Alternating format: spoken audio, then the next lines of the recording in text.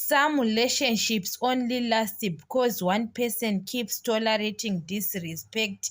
The moment they stop, it will all fall apart. That's why you saw other people, they don't last in relationships because their eyes are open. So you have to open your eyes when you are in relationship, because you are disrespected but you don't see that you are disrespected. The moment you open your eyes, you see that person is disrespecting you and you are tolerating all those things. You say enough is enough, it will stop. You see nothing now. Sometimes, guys, it's better to move on, to change people than to being disrespected in one relationship.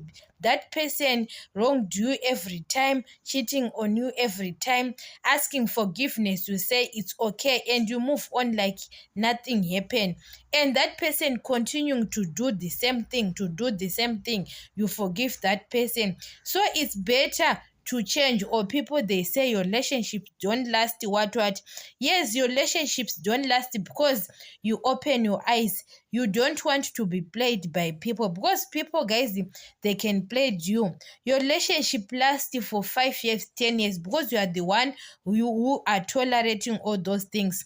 When your partner maybe is the one who is, you are treating or disrespecting your partner doesn't last. But now it lasts because you are the one, you are tolerating all those things.